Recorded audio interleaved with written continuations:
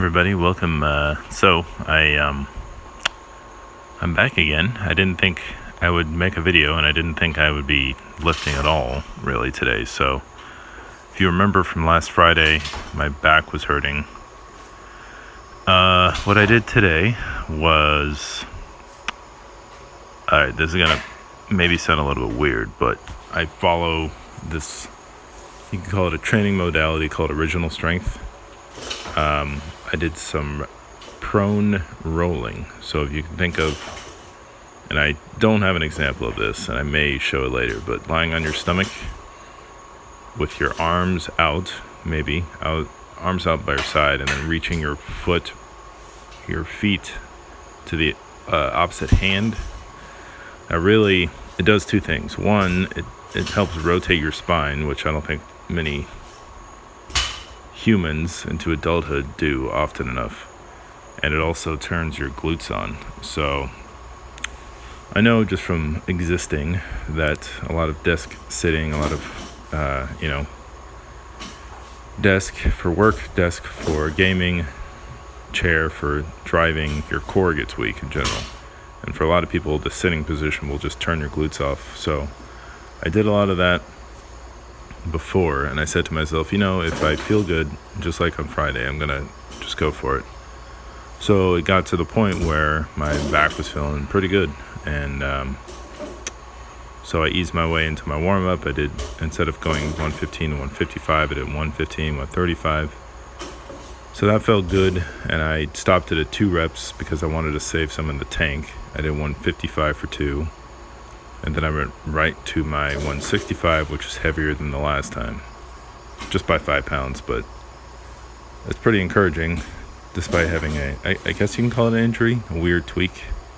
So I'm definitely going to keep that in. It just, if you ever look up original strength, the goodness of it is that it kind of fills in. There's two things. One, your important muscles, like for your core and your posture, and 2, I just call it like filling in the gaps. So your deep core, not just your abs, but like if you do dead bugs, if you do bird dogs, for example, that works your glutes. If you work on the rotation movement, it works your obliques, more so than having to think about it. And it's all movements that we all do developmentally growing up, from being a little ball of meat baby to being a walking human being. So all that being said, as I use that to prepare for today, and now same thing on the squat, I was like, all right, let's see how this feels.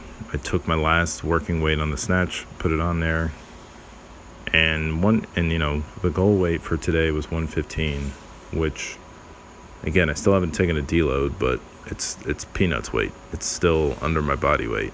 If I add 10 more pounds next time, it'll be right at or close to body weight.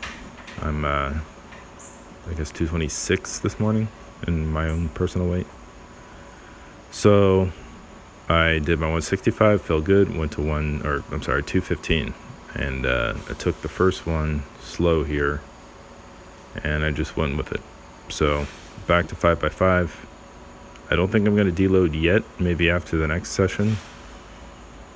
We'll see how I feel. I mean, I won't be squatting again until probably Friday. But these felt good. Everything else after this, just a quick recap. I did my knee ability stuff, which I guess you can call shin ability. It was an article Ben Patrick wrote. It was just tib raises and calf raises. So 3 sets of 20 on each. I didn't record those because you've seen them before, you get the idea.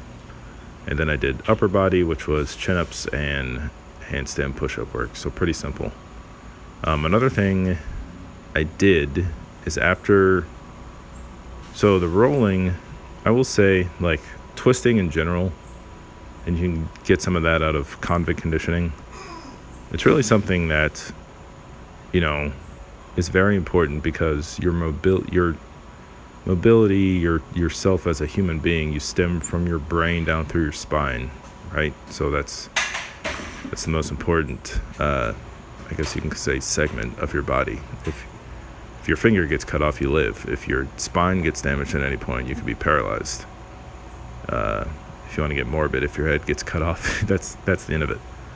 But anyway, in a positive note, if you rotate and get your spine mobile, like rotation and bridging and L-sits, your body will say to yourself, hey, I can move again, so I'm stable and strong through the core, so I'll let my other limbs do the work, or actually do the work they're supposed to. So I say all that because not only did doing the rotation and rolling help my lower back, but it actually opened up my upper back / my chest, you can say. My overhead position felt pretty good. And it's just kind of, imagine just being curled up in one position for hours on end every week, and then finally moving to where you like ring out your spinal column. So that being said, my snatch overhead position felt pretty good. And then the last thing I did did some rocking.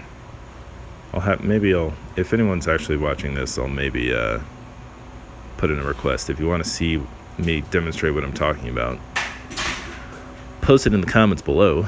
But I did rocking, not even a rock, I just kind of did an elevated rock hold. So think of maybe like a plank, but your knees are bent, you can call it that, and you're in this push-up position. And I did that because not only is my right ankle tight, I guess it's connected, but my right toe is tight. So I know that rocking with your feet dorsiflex is supposed to be good, but I've kind of had a weird time figuring out where to place my feet. So I found that elevating my knees off the ground kind of just makes me in the static position where my toes are getting stretched out. So the toes will lead to your ankles loosening up, and I don't never really have knee problems anymore, but your knee feeling good as well. So I did all that to make myself feel good, and it worked. And hopefully I'll just keep on the rehab train and get back to it on Wednesday. So thanks for watching. See you in the next one.